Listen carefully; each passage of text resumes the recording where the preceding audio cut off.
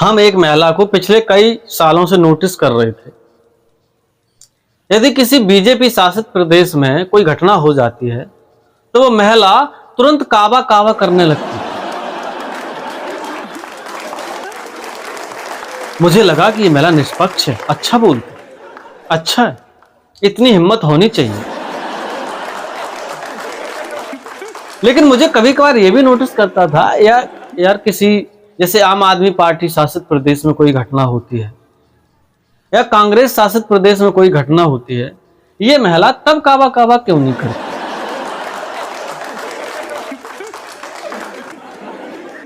भाई साहब, मेरी वो जो संशय थी ना, वो अब जाके स्पष्ट हो गई। वो महिला गोपनीय तरीके से कांग्रेस पार्टी के लिए काम कर रही थी यार। और स्पष्ट इस बात से भी हो गया है कि वो महिला कांग्रेस से टिकट के लिए तैयार बैठी है। अब वो महिला कभी तो कहती कि मैं कभी राजनीति में नहीं आऊंगी, आज वो महिला राजनीति में आने के लिए तैयार है। भाई साहब, इसका आप दल बदलू या अपनी जबान से मुकर जाना या बेशर्मी से कोई लेना देना नहीं है।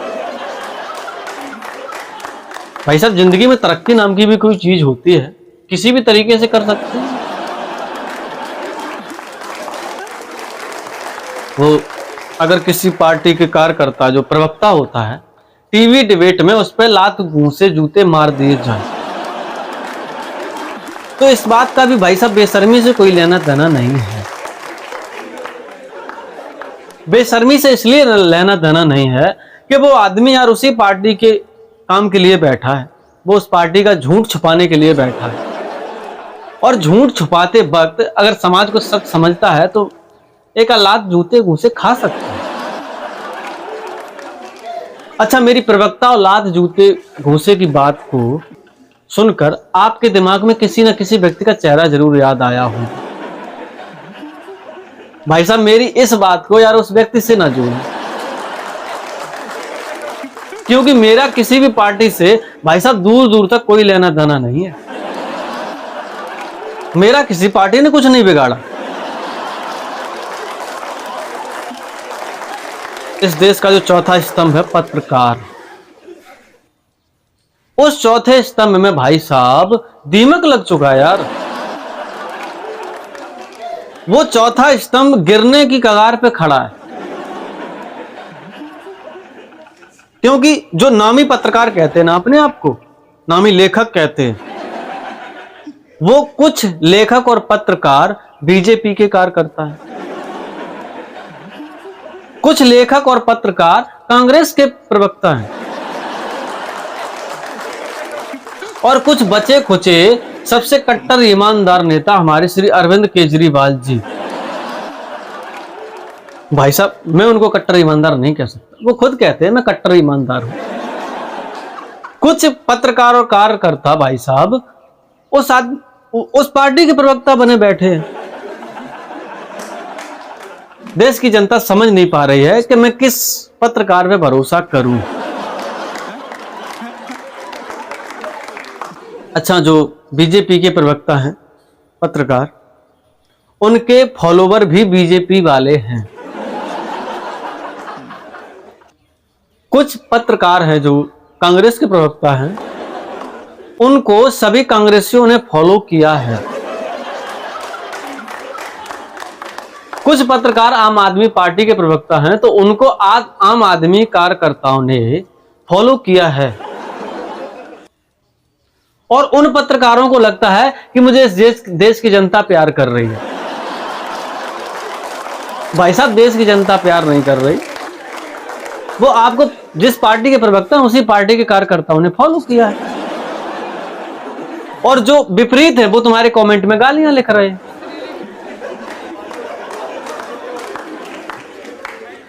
खैर, इस देश का चौथा स्तंभ जिसमें दीमक लग चुका है, इस बात का बेशर्मी से कोई लेना देना नहीं है। मैं कितना बड़ा बेशरम हूं ये आदमी पूरे तरीके से जानता है। ये आदमी मेरी नस नस से वाकिफ है भाई साहब। आप सभी से अनुरोध है, कृपया मेरे चैनल को सब्सक्राइब कर लें और हो सके तो लाइक और शेयर भी कर दें। भाई साहब, चंद पैसे के लिए लोग कुछ भी कर सकते हैं। एक नेता जो सुबह शाम को कांग्रेस पार्टी में है या बीजेपी में है, वो सुबह पार्टी छोड़ के दूसरी पार्टी में चला जाता है। वो चंद पैसे के लिए कर रहा है यार ये सब। उस आदमी का ईमानदारी और बेशर्मी से कोई लेना देना नहीं है भाई साहब। बेवकूफ तो इस देश की जनता को बनाया जाता है और वो हम बन रहे हैं। अच्छा, कभी कभार जो बेशर्मी होती है ना, वो भारी भी पड़ जाती है, उसका कोई फायदा नहीं होता। हमारे देश की दो महिलाएं, वो स्वरा भास्कर और राखी सावंत। भाई साहब, मैं उनको बेशरम नहीं कह रहा हूं। वो महिलाएं जानबूझकर वही काम करती हैं जिससे लोगों को जलन हो, दूसरी कौम को खुशी हो। उन महिलाओं ने अपनी शादी अपने से दूसरे धर्म में की, अच्छी बात है। प्रेम का मामला है, लोग तो दूसरे देशों से कर लेते हैं, ये तो दूसरे धर्म से ही की। वो तो हिंदुस्तान में ही है दोनों धर्म। और उन महिलाओं ने जानबूझकर ये सब इसलिए किया कि हिंदुओं को जलन हो। मेरी इस शादी से देश में कंट्रोवर्सी हो। लेकिन भाई साहब, उन दोनों महिलाओं की शादी से देश के किसी भी आदमी पे फर्क नहीं पड़ा। हिंदुओं को जरा सी भी जलन नहीं हुई, मुस्लिम समाज को जरा सी भी खुशी नहीं हुई।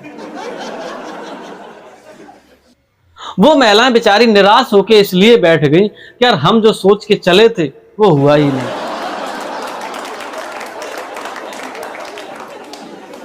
अभी वो स्वरा भास्कर का तो बढ़िया चल रहा है, राखी सावंत की शादी टूट गई। अब वो महिला डेली सोशल मीडिया पर रोना रो रही है। तुझे क्या लगता है तेरा समर्थन कौन करेगा? तेरे तो हमेशा गिरगिट वाले आंसू रहे, घड़ियाल वाले कौन से बोले? उन आंसुओं को देखकर इस देश का कौन सा युवा पिघल सकता है? भाई, तूने किसी व्यक्ति को ना तो सम्मानित समझा, तू पता नहीं किसे क्या बोल दी, तो तेरे रोने को कौन सच मानेगा? तो इसलिए बेशर्मी भी कभी कभार भारी पड़ जाती है। वो खैर जो भी है, देश में अच्छा चल रहा है। हमारे अरविंद केजरीवाल जी मुलायम सिंह जी को जेल में डालने वाले थे, वो सोनिया गांधी जी को जेल में डालने वाले थे, मनमोहन सिंह जी को जेल में डालने वाले थे, अखिलेश यादव को जेल भेज दो, राहुल गांधी को जेल भेज दो, ऐसी बातें वो हवा में करते ही रहते थे। लेकिन उस बेचारे आदमी ने यह कभी नहीं सोचा था कि यार मुझे भी जेल जाना पड़ जाएगा।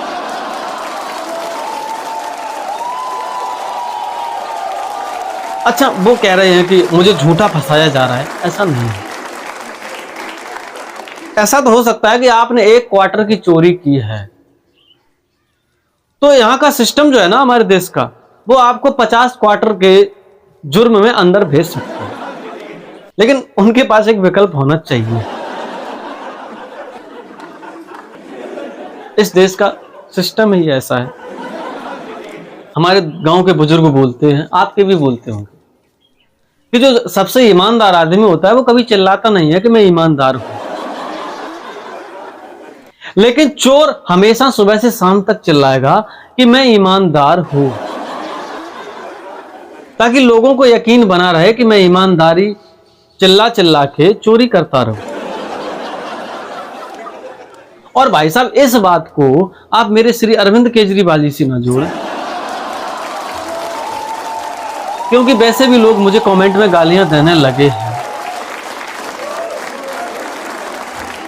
और मैं धीरे धीरे बेशर्म होता जा रहा हूं इन कार्यकर्ताओं की तरह से, क्योंकि मैं भी सोचता हूं मुझे तो कुछ मिल ही रहा है।